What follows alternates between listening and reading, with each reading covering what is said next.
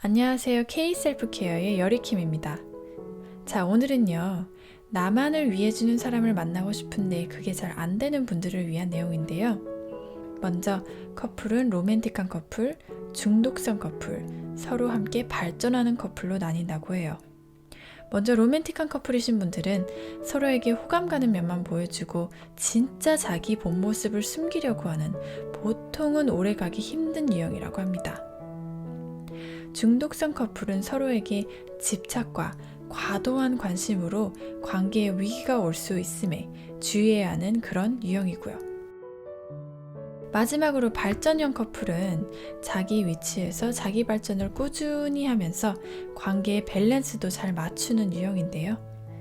자기 자신에게 집중하는 시간과 사랑하는 사람과 보내는 시간을 잘 분배해서 싸우더라도 어떤 부분을 내가 보충하면 더 바람직한 관계를 지속할 수 있을까 끊임없이 생각하고 노력하는 말 그대로 잘 싸우는 유형이라고 하는데요. 여러분은 연애할 때 어떤 유형이신지 생각해 보시면서 오늘도 셀프케어 들어갑니다.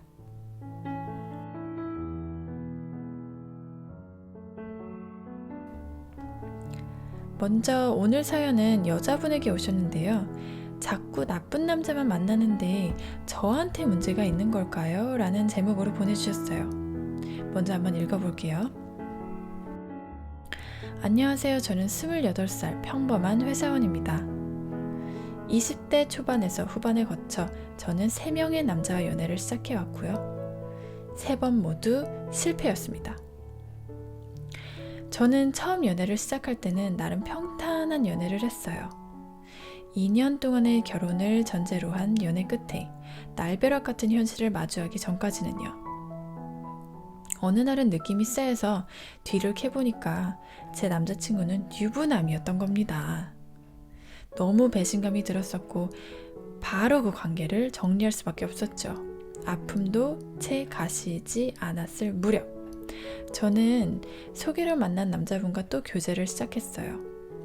너무 자상하고 따뜻한 사람이라 이 사람이다 싶어 헤어진 지 얼마 안 됐지만 이 사람으로 아픔을 극복하고 싶은 마음에 다시 연애를 시작했죠. 근데 얼마 지나지 않아서 그분이 또 다른 여자친구가 있는 걸 알았고 너무 충격받은 나머지 저는 잠수를 탔고 그 관계는 자연스럽게 정리가 됐습니다. 그리고 저는 정말 딜레마에 빠져버렸어요. 정말 멘붕이었죠. 혹시나 하는 마음에 마지막으로 교제했던 남자분은 바람둥이는 아니었지만 언어적인 폭력성이 너무 강해서 저도 참다가 결국은 이별을 고하게 되었죠. 이제는 이런 사람들을 만나는 게 제 팔자인가 싶기도 하고 아무리 좋은 사람을 만나려고 해도 그게 잘 안 되네요. 저 정말 어떻게 하면 좋을까요? 라고 하셨어요. 자, 이런 패턴이 자꾸 반복되면 어떤 분들은 본인에게 문제가 있다고 생각하는데 본론으로 들어가기 전에 그분들을 위해서 단 한 말씀만 드릴게요. 절대로 본인의 잘못이 아닙니다. 일단 모든 분들은 항상성을 가지고 계세요. 항상성은 우리 몸이 일정한 호르몬 상태를 유지하려고 하는 특성인데 이렇게 말하면 좀 지겨우니까 조금 쉽게 풀어서 말씀을 드릴게요. 사람들은 익숙한 것에 안정성을 느끼잖아요.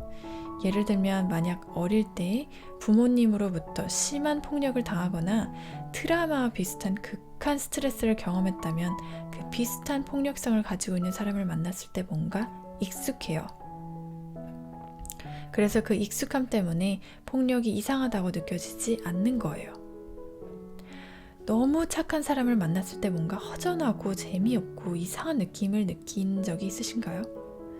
아마 그러면 그건 항상성이 아닐까 하는 생각이 들어요.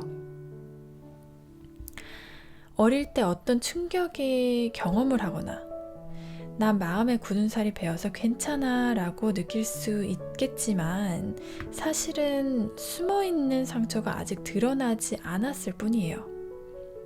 상처가 서서히 드러나면서 관계적으로 정말 힘들었던 것들, 그런 것들을 경험하신 분들이 바로 이런 경우예요. 그러면서 관계가 힘들더라도 상호 의존하면서 굉장히 건강하지 못한 관계를 지속해 나갑니다. 그럼 이런 경우에는 어떻게 하면 좋을까요? 첫 번째, 본인이 의존을 하는 편인지 희생을 하는 편인지 생각해 보세요. 예를 들면 상호 의존하는 커플의 유형은 대부분 두 가지 형태로 나뉘는데요.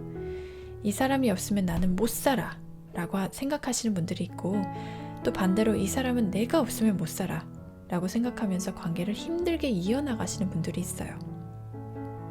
아무리 몸과 마음이 다쳐도 그 생각 때문에 상대를 떠나지 못하는 겁니다. 여기서 중요한 건 내가 어떤 유형인지 아는 것, 왜 내가 이런 패턴으로 연애를 하는지 생각하고 적어보는 것. 만약 내가 의지하는 편이다 라고 생각이 드신다면 내가 의지하는 부분이 뭔지도 생각해 보세요. 대표적인 예로는 난 이 사람이랑 헤어지면 아무도 나랑 안 만나줄 거야. 그래서 나는 이 관계를 잡고 있어야 해. 가 될 수 있고요. 희생하는 유형이다 싶으시면 내가 이 사람을 위해 과하게 희생하는 부분이 무엇인지 생각해 보세요. 예로는 이 사람은 내가 없으면 재정적으로 곤란해질 거야. 나만 이 사람을 도울 수 있어. 입니다. 두 번째, 앞으로에 일어날 수 있는 부정적인 결과를 생각해보고 써봅니다. 이런 건강하지 못한 패턴이 지속이 되면 앞으로는 여러 부정적인 결과가 따를 텐데요. 제 클라이언트 분들은 말씀해줬던 예로는 우울증이 있어요. 연구 결과에 따르면 상호 의존하는 관계의 패턴은 만성 우울증이나 불안증을 초래할 수도 있다고 하는데요. 지금 관계에 만족하지 못하니 당연히 우울할 수밖에 없고요. 또 미래에 어떤 패턴이 지속된다고 생각하면 이런 패턴이 지속된다 생각이 되면 나 그럼 이젠 행복한 삶을 살 수 없게 되는 건가 하며 불안해질 수밖에 없게 되는 거죠. 이렇게 부정적인 결과를 차례차례 써보면서 각인하게 되고 이 패턴을 빨리 깨고 나와야겠다라고 각성하게 되는 거예요. 예를 하나 들어드릴게요.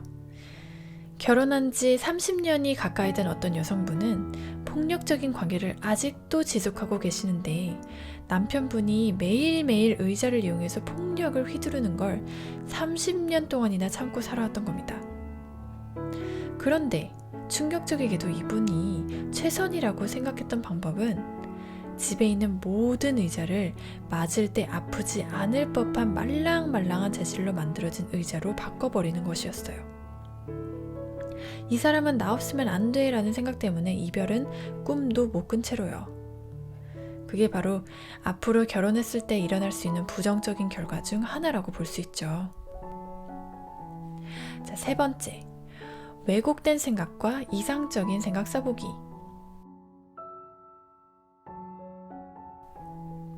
제가 간추리느라 이 내용을 빼놓기는 했는데 사연 속의 주인공분은 오랫동안 남자친구의 생활비를 대왔고요. 그 돈을 되돌려 받기는커녕 싸울 때마다 남자친구는 누가 도와달랬어? 하며 질책하고 폭력적인 언어를 휘두르는 경우였어요. 이 상황에서 대표적인 왜곡적인 생각의 예로는 내가 이 사람을 지금 돕지 않으면 나는 나쁜 사람인 거야. 또는 이 사람은 내가 도와주지 않으면 타락할 수도 있어 라는 극단적인 생각을 들 수 있는데요. 이때 이상적인 생각의 예로는 난 심적으로 이 사람을 많이 채워주기도 했잖아. 지금 이 사람한테 처한 이 재정적인 어려움은 이 사람이 스스로 딛고 일어서면서 어쩌면 이 사람 미래에 좋은 밑거름이 될지도 몰라. 지금 내가 할 수 있는 건 이 사람이 혼자서 일어날 수 있도록 응원해 주는 거야 라고 생각할 수 있어요. 사랑하는 사람의 상황에 직접적으로 개입하기보다는 나도 지키고 이 사람도 성장할 수 있는 기회를 제공하는 거죠. 본인을 지키지 못하는 상황에서 관계까지 지킨다는 건 너무 벅찬 일이니까요.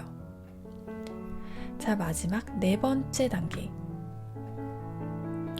자신의 한계를 정하기.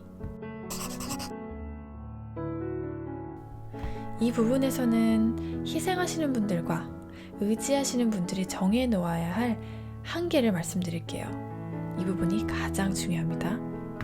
먼저 희생하시는 분들. 그 사람을 가엾게 여길 수 있고 공감할 수 있으나 죄책감은 금물. 그 사람의 모든 것을 책임지려는 것은 자신의 몫이 아니라는 것.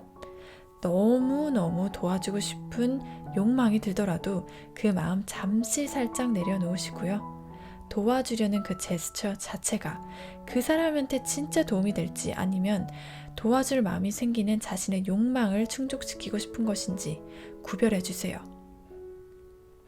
상황 때문에 상대가 조금 힘들어해도 결국 사람은 그 시간이 지나면 배움이 있기 마련이니 그 배움의 기회를 허락해 주시고요. 혹시 이게 잘 안 되시는 분들은 일단 우리 예스맨 컴플렉스에서 벗어나기부터 해봐요. 거절하는 연습부터 해보는 거죠. 자, 그 다음은 의지하시는 분들. 먼저 도움을 청하고자 하는 충동적인 마음을 잠시 내려놓으시고요. 나는 이런 거 못해 라는 생각보다는 과거에는 못했을지 모르겠지만 지금 이제부터라도 할 수 있어 라는 생각으로 먼저 자기 자신에게 안정감을 주세요. 그 일이 무엇이든 좀 서툴더라도 그냥 일단 시작해 봅니다. 여자친구 또는 남자친구에게 도움을 청해야 한다는 내 안의 작은 목소리를 알아차리고 그 목소리에 살짝 저항해 주세요. 아니라고, 나 혼자서도 할 수 있다. 그렇게 생각해 주시고 그것이 나와 이 관계를 지키는 일이다 라고 자꾸자꾸 자기 자신에게 리마인드 해주세요. 지금 당장 연애가 잘 안 된다고 해서 너무 좌절하지 마세요.